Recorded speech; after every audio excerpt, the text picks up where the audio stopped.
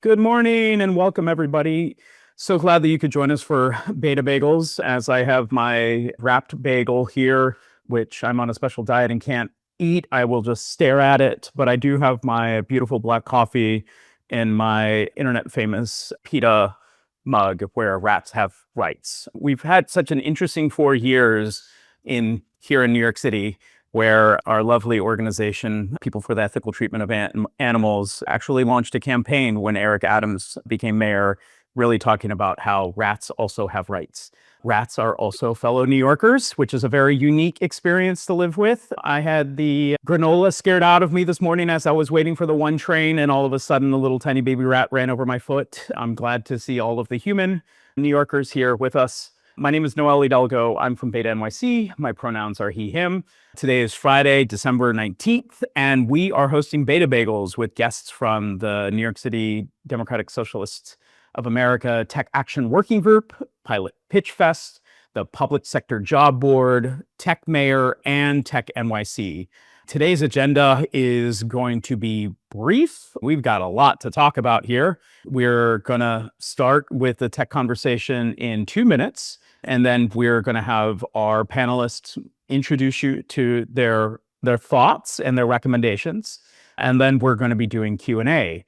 If you do not want to have your camera on during the Q&A session, feel free to hop into the chat and go ahead and enter it in, and one of our staff will be able to reiterate that question.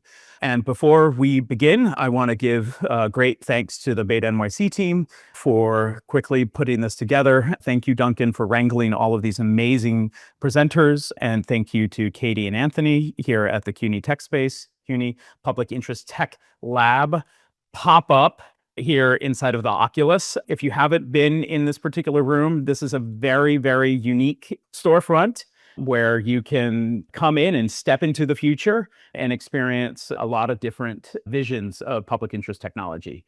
What I'd like to say is also recognize that we are on essentially unceded grounds. We are colonizers and occupiers of this particular lands, and this is unceded Lenape homeland. We have a unique opportunity in the world that we live in, and to follow through in the long tail vision that the Lenape people held when the Dutch came. They wondered, how do these people exist? Like they seemingly are living in harmony with the environment, and that there were multiple tribes. And according to the Dutch, looking at kind of the Lenape relationships and intertribal agreements, the Lenape believed that nobody could own the land because nobody could own the air and nobody could own the sea. And so we are here as caretakers of the future, and that is embodied here in the Public Interest Tech pop-up, as well as in BetaNYC's mission to make sure that all New Yorkers have access to information and use open data and technology to improve our collective communities. BetaNYC has 3 core pillars, how we have been working to support New Yorkers. First and foremost has been our Civic Innovation Fellowship, which trains CUNY students in civics and data analytics. You may have met them through our Mapping for Equity work, and we're proud to have the relationship with the CUNY Public Interest Tech Lab to help continue to provide us Civic Innovation Fellows. We have our Civic Innovation Lab itself, where we help build tools with community stakeholders to help data be more accessible. If you're ever wondering what is the political or administrative boundaries, check out our amazing map called Boundaries Map. And then lastly, we have our public programs, where we get people who are interested in open data and civics, and we bring them together to address the data literacy and the information literacy. And you are now attending one of our public data literacy programs. Today's speakers are 5 amazing New Yorkers: Catherine, Rebecca, Aiden, Kara, and Alex.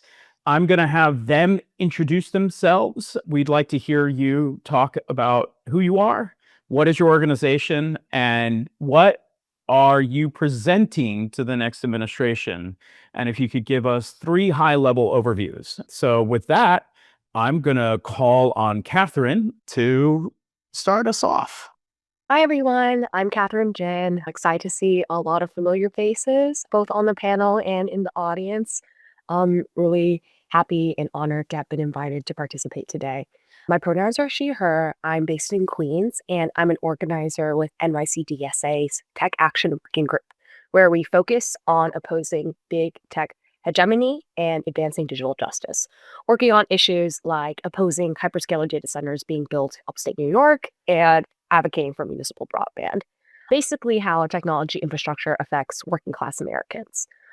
I've advised State Senator Chris Gonzalez on technology legislation, most recently helping rewrite the New York Privacy Act. And for the past month, I've been serving with Noel on Zoran's technology transition subcommittee, where we've been investigating and interviewing current and former OTI staff to figure out what's actually broken and how to fix it. To answer Noel's question, hopefully quickly, about what we're presenting to the admin in three high level overviews. This work actually started much earlier this year, driven by city workers within NYC-DSA who are living these failures every day, watching talented colleagues leave, fighting budget processes that block hiring, seeing contractors get paid to build systems that didn't necessarily work. And they brought a lot of expertise and frustration that ended up shaping our analysis. We developed some recommendations for the city that, if I had to put in three buckets, were first around reorganizing city technology leadership, establishing a mayor's office of digital services, rebuilding the mayor's office of digital analytics as an independent analytical office so we can know where childcare deserts are and what policies are actually working. The idea is that infrastructure operations is different from service delivery. These require both different skills and rhythms.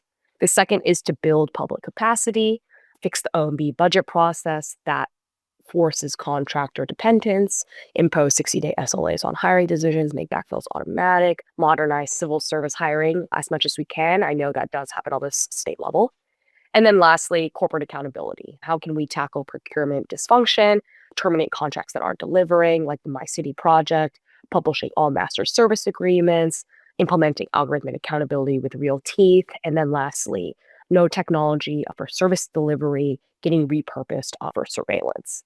I think ultimately I've learned so much from all of the experts in this space, and the city really truly has a bunch of talented technologists who've built really amazing programs despite all the odds.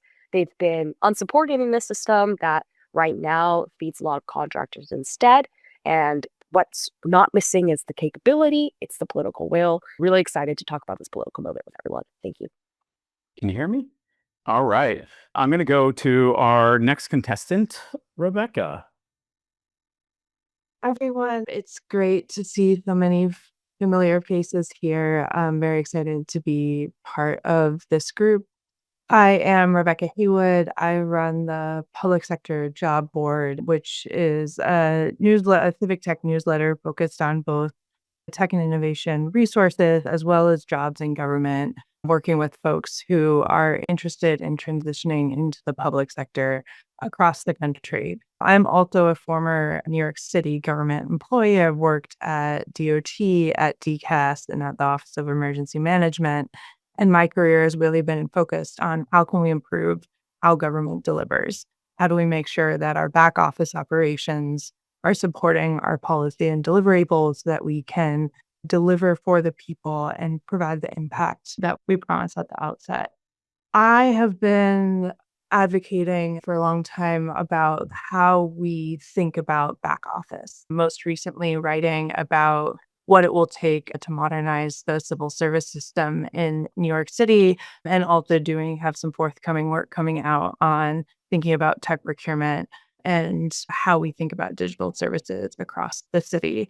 In terms of the high-level overview of recommendations I have for the incoming administration, one is really at the foremost, how do we make our civil service system easier for everyone to understand and use, whether you are an applicant coming into the city, whether you are a staff member navigating your own civil service status, whether you're a hiring manager looking to bring staff on, or whether you're an HR staff member, director, really thinking about how to partner strategically with your organization. There's so much that the city can do independently that it has the ability to do, and we need to take advantage of that to really make sure that we have a civil service system and a hiring system that's supporting our goals and not limiting us. Beyond that, really thinking about how we partner with others in this space, how we partner with the state, how we partner with our labor unions, how we partner with other stakeholders to really rethink what we need from a civil service system and from other systems in the 21st century. What do we need today and beyond to make sure that we can deliver on an affordability agenda or anything else that comes to date? Finally, there are others. We really need to be thinking about how we build technology, how we, the New Yorkers, interact with the city primarily through technology, whether it's about how agencies use their data and process their information, whether it's about how you find information about benefits you can be eligible for, information about your child's school. And we need to make sure that we're setting up our back office operations, whether that's, again, HR, finance, procurement, technology, to be strategic partners in delivering for New Yorkers and not just transactional part of the puzzle. And so with that, with really harnessing how government works in order to be strategic about how we achieve our policy goals, we can really help make sure that we make New York a place of a high quality of life and move forward with an incredible vision. Go to Aiden. Hello, I'm Aiden Feldman. I am here representing Tech Mayor. Personal background is that I have worked in civic technology for 11 years at the federal, state, and local levels, and do a lot of work around kind of making systems and processes better behind the scenes, a lot of the back office stuff that Rebecca was just mentioning. I also teach technology and data for policy at Columbia and NYU, and have another life as a modern dancer. Tech Mayor is a informal group of civic technologists, people who are interested in advancing kind of the city's ability to deliver the big promises that are made by the incoming mayor, every mayor ever, don't happen without technology, even if technology isn't the point. Our group is really about how do we build up capacity, deliver value quickly, and ensure excellent services for all these things that are not technology focused, right? Free buses, affordable housing, like all these things, technology is involved. And yeah, it's both, in our view, about central capacity for kind of shared services, as well as additional capacity and reduced friction within agencies to, solve their own needs and use technology to deliver on these promises. All right, we're going to go to Kara next. Hi, everyone. My name is Kara Echo. I'm really excited to be here and very much agree with the comments that Catherine and others made, that the talent to address improving the technical capabilities of New York City government very much exists within the city already. And that's the premise of the organization that I helped start, called the Pilot Pitch Fest.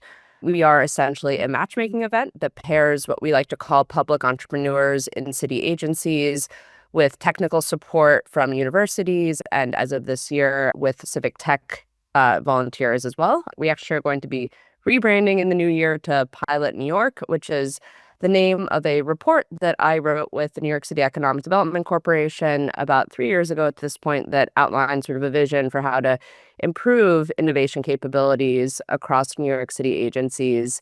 That was a byproduct of going around and interviewing folks who are the designated tech or innovation lead within their agency. We're a philanthropically funded program supported by Sloan, Revson, and Tao, all local foundations to whom we're incredibly grateful. And I'd say in terms of our policy priorities, or sort of our thesis on what the new administration could do to really make a difference, there's 4 different planks. First is really identifying and elevating the entrepreneurs that already exist within New York City government agencies. I've really been stunned. We have this annual event where we invite people to come and present their problem statements, by the amount of immense talent that exists, even across all levels of New York City government, from junior analysts to deputy commissioners, who have great ideas for how to leverage technology within their agency, but often their voices are not heard because of politics and hierarchy and the way agencies are organized. The Port Authority has a really interesting program where if you have an idea for a technology you want to implement, you can actually pitch it to their executive team. And with their buy-in, you then get support to run your pilot, as well as a $2,000 bonus for going above and beyond your day-to-day duties. I think programs like that could potentially be scalable to the city. Secondly, we think that the city could be doing more to leverage universities' research capacities. New York has more tier one research universities than any other major cities, yet there isn't really a centralized matchmaking function today between city needs and university talent. We are attempting to build that out. Third, we think there's opportunities for the mayor and any future administration to be proactive in tapping into the city's expert class. This would almost be like an antidote to DOGE, in that we think it's really important that agencies stay in control when they are working with civic tech volunteers. But there is an amazing civic tech volunteer community within the city of New York that would be very happy to come forward and help the city, and that given the momentum around the campaign, there's a really natural opportunity to leverage that community more proactively. And then the last element of what we're focused on is procurement. It didn't get much coverage because it was happening as the last administration was falling apart a bit. But about a year ago, New York City adopted challenge-based procurement, which is essentially a legal mechanism by which agencies can present problem statements to which non-traditional government contractors, folks who are not used to doing business with the government, can respond with how they would go about addressing that problem statement. The first few challenges are just starting to launch. In particular, there was one that was launched yesterday called the Pantry Link Challenge, which is focused on emergency food assistance. This is a powerful procurement mechanism that should have the effect of bringing in non-traditional government contractors if done properly. And so this is a power that I really hope that the new administration comes in and utilizes to its fullest effects to diversify who's working with the city. Great. Thank you. And Alex. Awesome. Thank you so much, everyone, for joining us this morning. And thank you to the BetaNYC team for bringing us all together on a very rainy Friday morning. I'm Alex Propoulos. I head up policy and government relations work at Tech NYC. By background of me, I am a native New Yorker. I cannot say born and bred because I was technically born in New Jersey, but I spent my entire life here, public school product, come back, and I'm coming to you live from Brooklyn this morning. And more about Tech NYC, we are an organization that represents New York City's tech ecosystem, from the smaller startup companies to all the way to the sort of larger companies that have tens of thousands of employees here in New York City. And we have a couple of different buckets in which we work in. One is we're the convener of a lot of the tech community. We run programs like AI Demo Night, where startups come and they demo their AI products to other engineers and developers, and they sort of network and communicate that way. We also do a lot of work with nonprofits in New York City through our foundation. We run a program called Decoded Futures, which does AI upskilling for New York City-based nonprofits. We've upskilled over 200 New York City-based nonprofits, teaching them how to build customized AI tools to help them with their workflows or their engagement with their communities that they're serving. And then the final bucket, which is where I focus a lot of my time and energy on, is on the policy space, which is thinking about how we can ensure that New York and New York City in particular is the best possible place for a company to start and grow in the tech space, and also how we can attract more companies to come from California to New York to expand and grow their operations here. And so we've been spending a lot of time thinking about what a new administration means and some of the things that we really are focusing in on. And I don't want to be redundant because I know some of these things have also been touched on by the folks who have spoken before me. But I think really thinking about how we are modernizing New York City government through smarter tech adoption. And I think that starts with empowering leadership within City Hall to lead tech transformation across multiple agencies. So centering that in within the deputy mayors, thinking about how we're unlocking city data to drive innovation. The city has so much data on its hands. We have the open data portal, but obviously there can be more that can be done to allow for innovation, technology, and more of the startups to be able to collaborate with city government. And then two last pieces, which I think are a little bit different, is thinking about how we are building AI and computing literacy for all New Yorkers. So we've at Tech NYC have been working very closely with the public school system to run a CS fair every year. I think it's the largest CS fair for public school students on the East Coast, if perhaps maybe the entire country. It's done at the Armory every year, and we bring in hundreds of companies to show thousands of public school students, mostly high schoolers, the avenues that are available to them. And how can we center that around a broader sort of push for AI literacy in the K through 12 education system? How are we expanding teacher training? And then how are we empowering local organizations, CBOs, nonprofits to be able to go and engage their communities to ensure that literacy is well-rounded? And then the last piece I think we'll touch on, and it wasn't in the document we put out earlier this year, but it's something we've been working very closely on with a lot of the tech workforce groups like Pursuit and Perscolas, is thinking about how we are transforming the tech workforce pipeline here in New York. There are thousands of folks in the city who are being upskilled in coding and AI skills. And how can we leverage the opportunity to engage with city government and use these folks who are New Yorkers and want to give back to be able to come in and think about how they can modernize various agencies that may be of interest to them? Because not every job needs to be into the private sector, right? Is a collaboration between the public sector and the private sector on so many avenues, but we can build out more of that talent pipeline to deliver for modernizing city government. Great. I will follow up with you on that one because we've been working on CUNY students, and I'd love to figure out how CUNY students interface with that exact pipeline. That's actually what the CUNY Public Interest Tech Lab is also working on. That is a real clear list of things we need to see this city work on. It is a unique moment when you have the tech industry as well as advocates, as well as government workers or former government workers, all saying the exact same thing, which is that there needs to be clear leadership in technology, that we need to figure out how to embrace a broad swath of tools to ensure that our government operates for the century that we're in. And I want to go back to Kara to talk about how the pilot pitch fest, like how do you imagine and what is your hope for the pilot pitch fest going into agencies, or excuse me, Pilot New York? How do you imagine that going into agencies and having them lift up their desires to solve their own problems?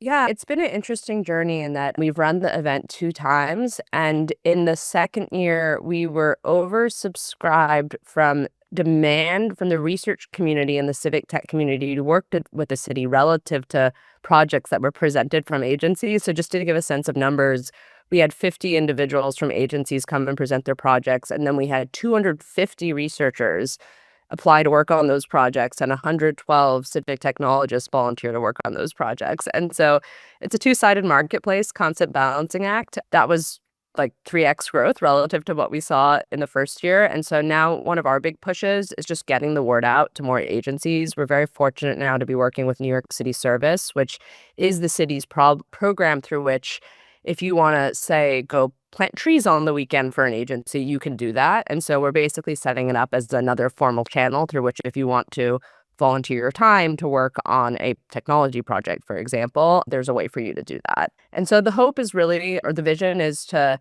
find a way to help the city of New York really leverage the expert resources that, again, already exist within our city. Thank you. And Catherine, can you expand on how the government workers are also joining in campaigns to help articulate the problems that need to be addressed, and what are the broader campaigns that you're hoping for to bloom come January? Yeah, great question. So I think that the way so I think it's important that a lot of this innovation or change is driven by people who have direct experience in delivering these services that we're discussing.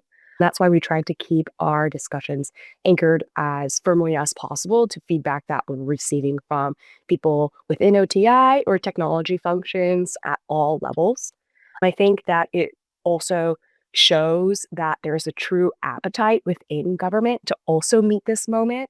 I think from my conversations, it does sound like a lot of government workers spent the last 4 years feeling relatively hopeless. And now the new change in administration represents an opportunity for revitalized building. And I think, again, that keeps coming back to the same point of how we do have the talent. And in many ways, we do have the capacity, but need to think better about how we can best support these people. And it's really exciting to hear Kara's work. I think the idea of our mayor perhaps having some kind of like public facing communication around technology, whether it's programs like that or like hackathons, will be a great way to like leverage the mayor's amazing communications abilities, as well as directly connecting civic technology and uplifting how technology underpins the affordability agenda. I think that these are also what's been really motivating as well is that these are people who have been inside the system, who have been watching it fail, and now are leading and creating campaigns to change it.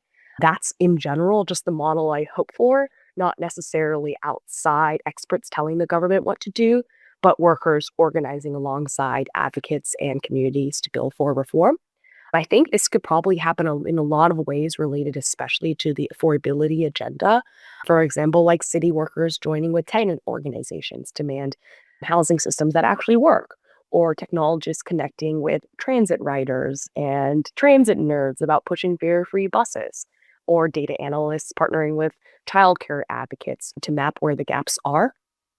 So I think this is really also how you sustain reform beyond one admin. It's not just about the people that get appointed or the structures that get built, but building a real technology literate constituency that will fight for public digital capacity the same way people fight for public schools or public transit. Excellent. Yesterday in City Council, Councilmember Gutierrez introduced two pieces of legislation, tech fellowships and one on tech job qualifications. Intro 1511 of 2025 and then Resolution 1189 of 2025. These are two very interesting bills for the fact that it would allow for civil service to be so civil service has to weigh different credentials. And what's interesting about these pieces of legislation is that it would essentially remove some of the education requirements that are needed within the civil service process, which limits individuals like myself who don't have a college degree to join government and puts me lower on the list should I ever take a test. But Rebecca and Aiden, I know that both of you have been government workers. Rebecca, can you talk a little bit about the process that people have to go through and hop through to join city government as a civil service worker, and what are your hopes that are the kind of like the short-term improvements? Yeah, it's exciting. Touch very briefly on those bills. I think anytime that we can have politicians thinking about the impact of our hiring system, of our civil service system on the ability to deliver, on people's ability to get city jobs or state jobs or things like that, it helps push forward this idea that the system does need to change and it truly impacts. It's not just about the policy goals that we put forth. It's about how we're setting ourselves up to deliver for them. In terms of New York City's civil service system itself, it is one of the most complex in the country. There are 3,300 civil service titles, give or take, in New York City, all of which have a particular set of requirements around them. The vast majority of them, I think 80 to 85% of those are considered competitive titles, which means there is some sort of exam process to be able to get a city job. You'll see if you go to the NYC job site, a lot of the jobs that are posted say you need to be reachable, you need to be permanent in this title on this list, or you need to be reachable on that list. I would bet that even a lot of city workers don't know quite how to figure out if you are reachable on a list, if you are on that list, things like that. With the number of titles that there are and the number of exams and things that need to be delivered, some of which are submit your resume and we'll give you a score based on your education and experience. But you need to know how to navigate that, what they're looking for. Because honestly, for most of these roles, you need to score at least 100% to be able to be reachable on a list. There are others where you go and take an in-person, multi-hour, typically multiple choice exam that takes years to develop to get on a list. And these lists are created for these titles typically at least every 4 years. So if you didn't take an exam 4 years ago, you're out of opportunity if someone's hiring for a job that you would have wanted that's hiring on that list. But you may never know what title they're going to choose because there are so many. We have titles in the civil service system for puppetry, but not for data science or for product manager or for these modern jobs.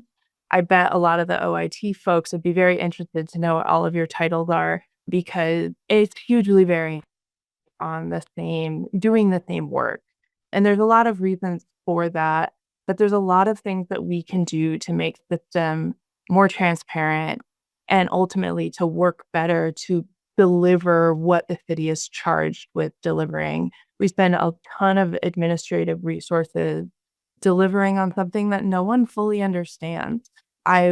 Back in 2019, we did work at DCAS on modernizing civil service and found that one of the big challenges folks faced as city employees was you could ask 5 HR people the same question, they would give you 5 different answers. No one fully understands what that looks like. And so what we need to do is really think about how we make this system based on merit principles, which is not a bad thing. It was really designed to reduce nepotism. And that's not a bad thing. We want a system that everybody can access city jobs. But right now, if you don't have an inside lane to understand what that system is, it's very hard for you to access those jobs. We've inadvertently built something that takes nepotism a different way. If you don't have connections, it can be hard to enter city service sometimes. In terms of what we can do, there's a lot that we can do from day one. The DCAS is charged with administering the system and owns a lot of pieces of this.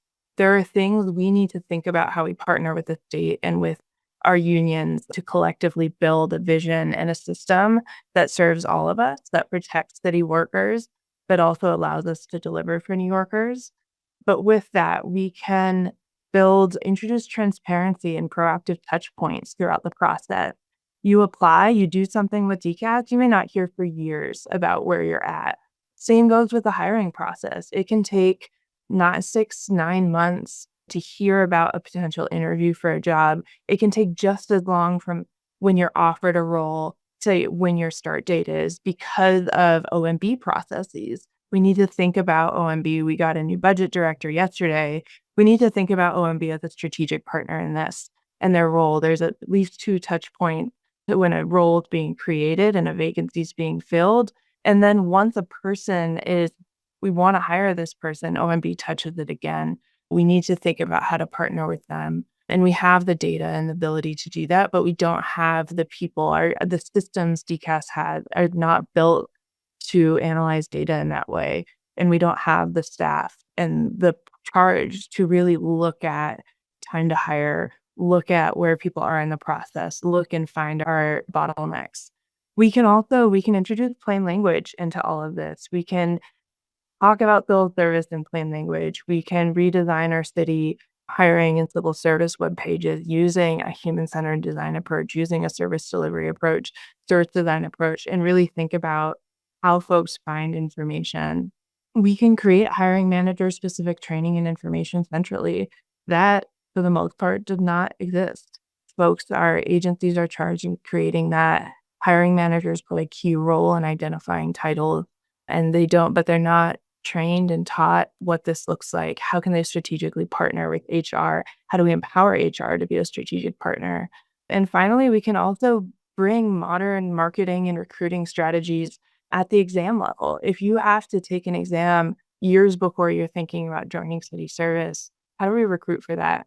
How do we think about bringing new strategies into that, both for our competitive titles as well as non-competitive roles where you don't need to take an exam?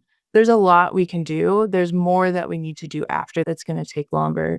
Pay scales, restructuring job series and titles to allow more clarity and in career pathways and how jobs relate to modern roles, working with the state on modernizing the system and bringing unions along as a strategic partner in all of this. Thank you. I'm going to ask the question that Alex is asking in the question chat here.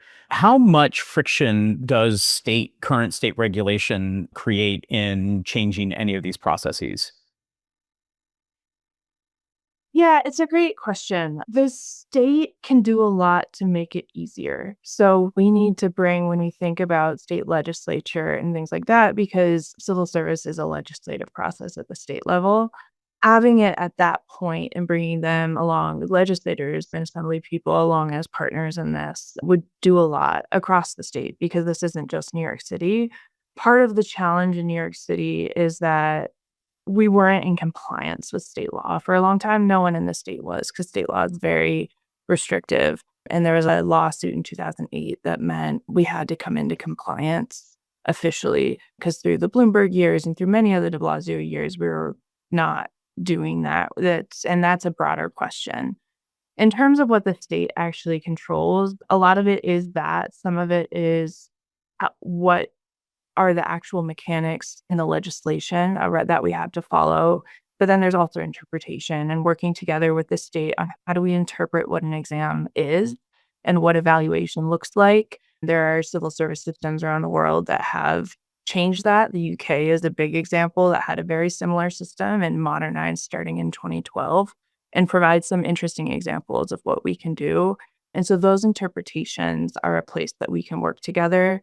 When it comes to actual title theories and things like that, so if we wanted to create data science roles, product roles, things like that, it both comes with the state and with unions, and really thinking pragmatically about what that looks like. There are things, though, the state can do. We need to advocate for the state to do at the state level, because then we can automatically use it at the city level, things like continuous recruitment. If the state introduced our title series around tech roles, for instance, that would make our lives much easier here in New York City. But DCAB does have a lot of control over this. And we really need to think, though, about how we partner and who's best positioned to do that. And I think in a lot of cases, the state has shown that they have an interest under this administration in doing that, and us being a strong advocate for that at the state level would be a faster way to achieve a lot of these things given the alignment. Got it. Thank you. Thank you. All right. So, Aiden, you were in the federal government, not to speak for that time in the federal government, but what is your hopes in regards to tech leadership when it comes down to actually being able to produce these types of solutions? I know that Tech Mayor has a very unique piece of advice that it's advocating for. Yeah. So technology is everything, in the sense that, again, said it earlier, but like kind of no program happens, no operation in government happens without technology. So yeah, I think it really comes down to building up that capacity and like making these processes, whether it's hiring, whether it's anything else that's come up as an example, right? How do we make that better through technology? And often that means simplification, right? Where can we like look for points of friction, taking the hiring example, and look for points of friction and just like make them go away through automation or through like better sharing of data between agencies, whatever. That, in terms of like tech leadership, that comes a few ways in our opinion, which is both having strong centralized leadership who can make coordinated efforts across agencies happen, because a lot of things that are slow in government are usually because there's a lot of agencies involved. And then also, like, for those agencies, they may not have the teams to like even understand the processes, to like design better processes, to build better systems to serve those processes and thus end users.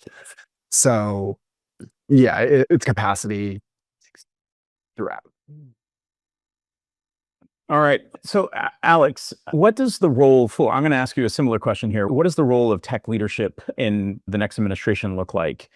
There is a question that was provided privately. Is this about a strong CTO in charge of OTI, or does it and keep like this monolithic tech agency, or is it about going back to some of a mixture of previous models, Reinvent Albany. I know that Martha's on the call. Martha, thank you for all of the great work that you've done, not only as a city worker, but all of the interviews. But Reinvent Albany put out a report looking at a different hierarchical structure and like breaking out OTI as one, or do it as one entity, but then also creating some other independent. From the tech industry's point of view, Tech NYC, like how do you see this tech leadership moving forward into the next administration?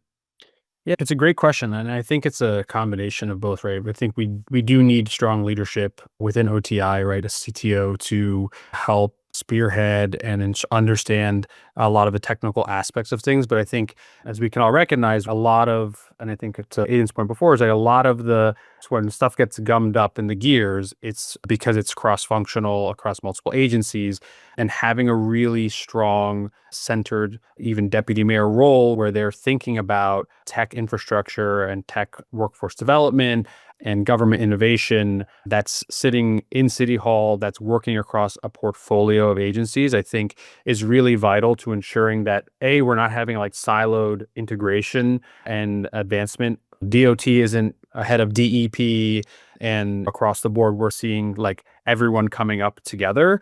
I think that's going to be really important, and that's more difficult to do for an individual CTO within OTI. I think having leadership at the deputy mayor level who can see the 50,000-foot view and then think about how they can uplift a broad cross-section of agencies, I think is going to be really vital for New Yorkers to feel the impact right across the board, and for city workers to be able to feel like their agency is also getting the appropriate love and attention and tech uplifting that I think we all agree needs to happen.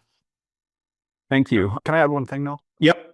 Forgot to say this earlier. So while I and Tech Mayor believe in having a central agency, OTI do it, like name doesn't matter, but seeing that central agency as serving the other agencies, right? So what shared services can be available? Can they procure things and thus make it easier for other agencies to sign on? The tooling, here are a bunch of like job descriptions that you can just take and use to build up your teams, plugging holes, like these kinds of things. So while I do advocate for strong central leadership, by strong, I don't mean like controlling. By strong, like with a lot of ability to influence and support.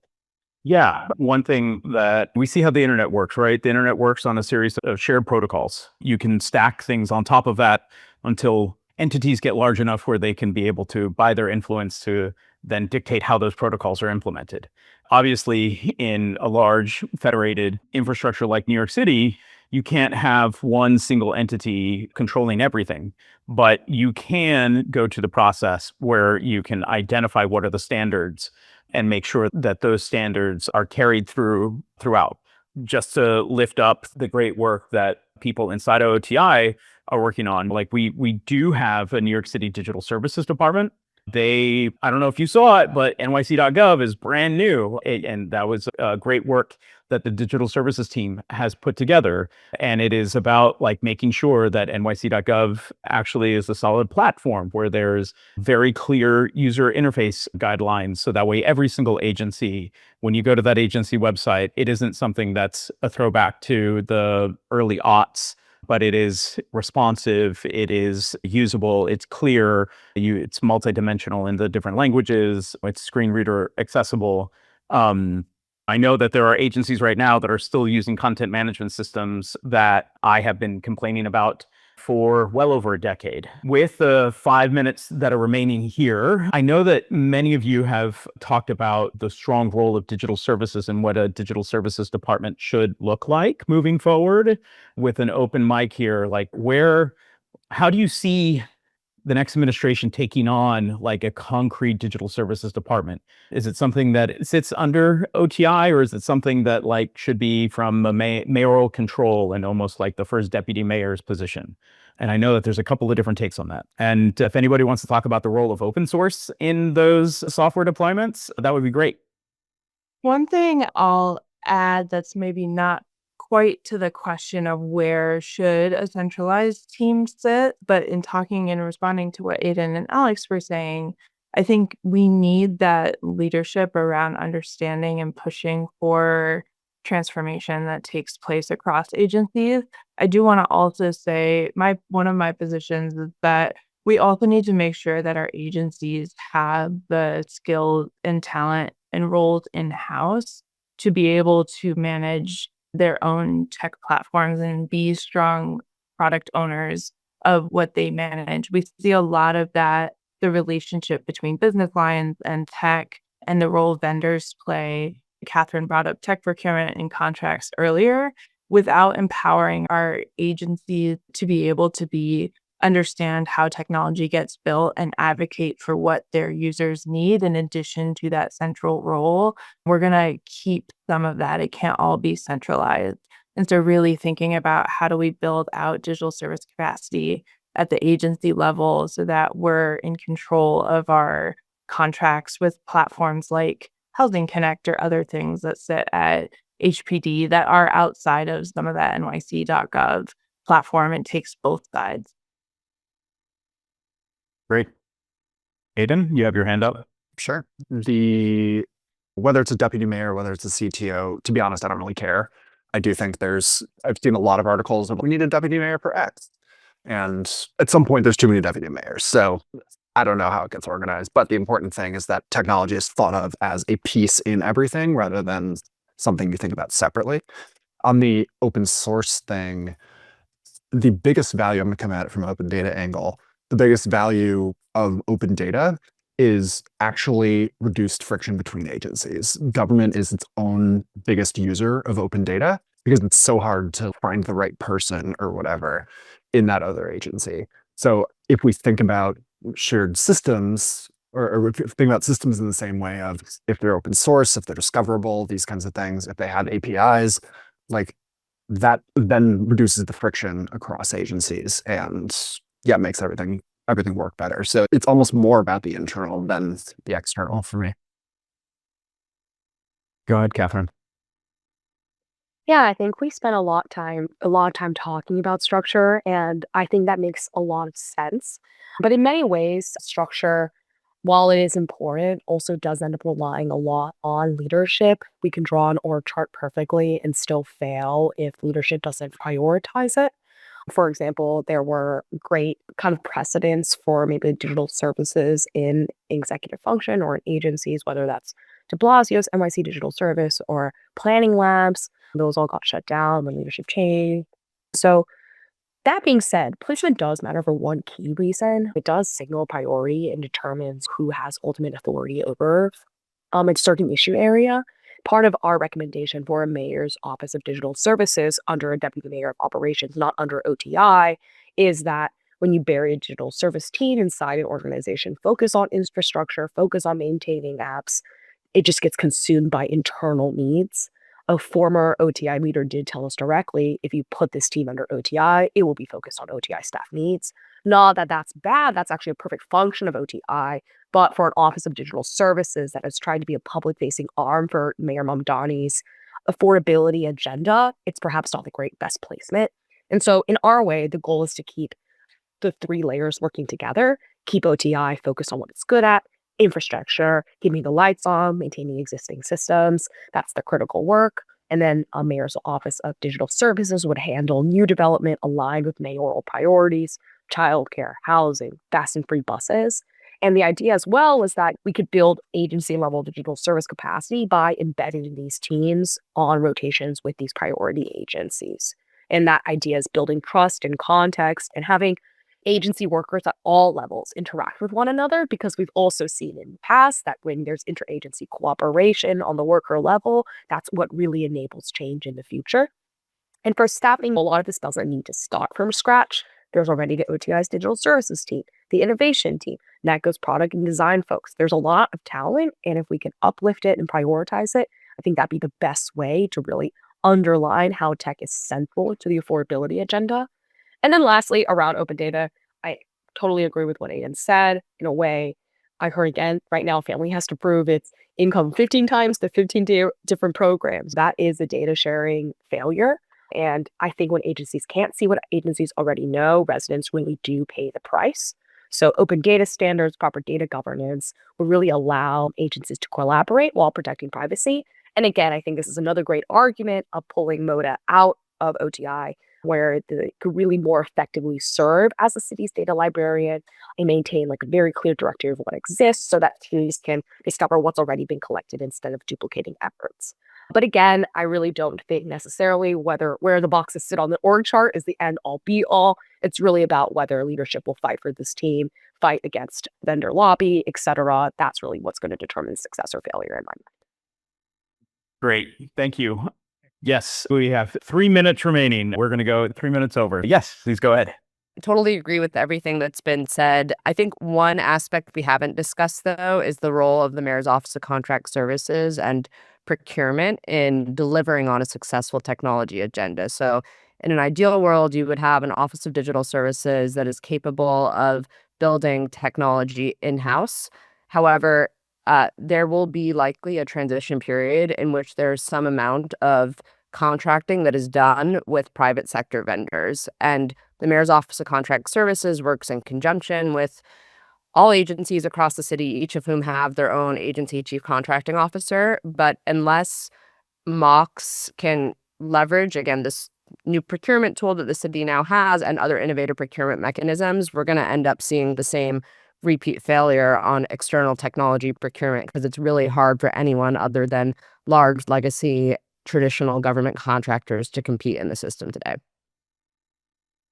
Thank you. And Alex, one thing I really enjoy reading about the Tech NYC's policy on all of these government services working is that New York City's tech workers are New Yorkers first and foremost. Can you just end with the importance of having all of the system work for all New Yorkers, not just those who have access?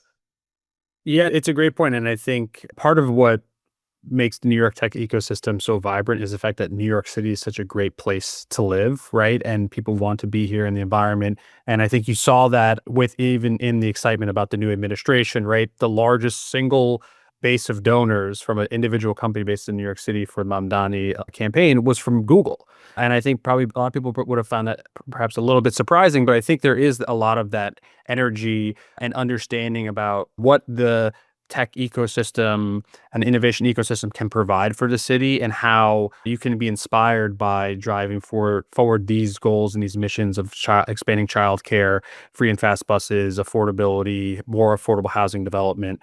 Because at the end of the day, these folks are New Yorkers and they want to live in a place that is vibrant and continues to be vibrant for all folks that are there. And it's really interesting in this transition period of time, we've gotten a lot of inbound of like, how can I work for the Mamdani administration? How can I get involved? Because they recognize, and these are not folks in the policy space, these are folks who are founders, co-founders, engineers who are reaching out and saying, I'm inspired and I want to engage. And how does that work? Because I think there is that gap between folks who maybe have engaged or tried to get a city job before and folks who have worked in the private sector who now want to come over and dealing with some of those bureaucratic layers, I think is going to be something that we're going to want to figure out because I think what everyone has been saying is how do we tap into that existing resource, right? And how do we both take advantage of the folks who want to volunteer their time to help upskill, but also the folks who want to make the transition, right?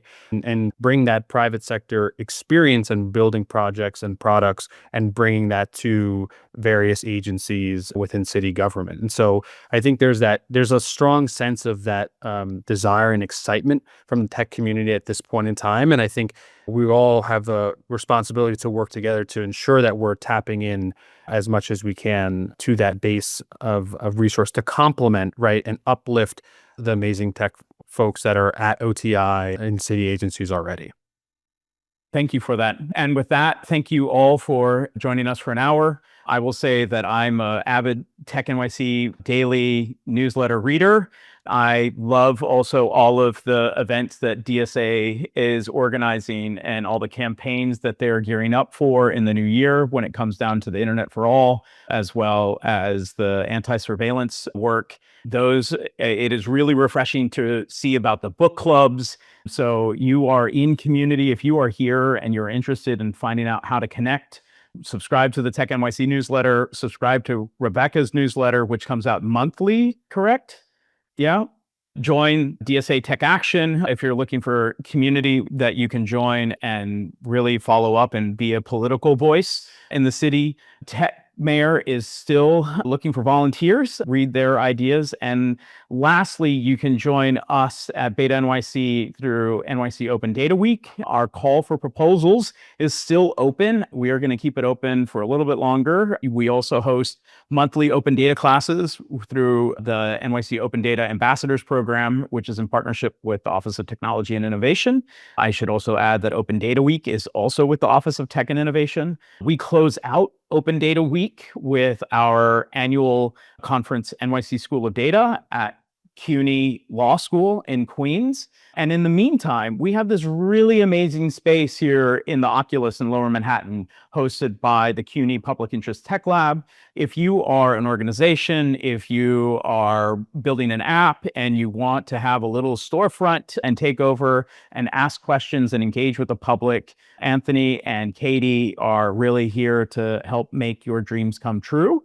And this is a little bit of a dream that we had last year. And I'm so glad to be working with Katie and Anthony to explore all the spaces in between the ones and the zeros. And many thanks to Duncan again, Jazzy, Anthony, and Katie for helping do the production here. And thank you again to all of the presenters and speakers. We will put this up on YouTube. We'll make sure that that YouTube description has all of the links to the articles that are represented here and more. And if you know anybody on the tech transition team and you have a policy document that you want to make sure that the next administration reads, reach out to those transition team members, because right now their job is essentially to lift up those voices of policy memos that they think should be in the hands of the next administration.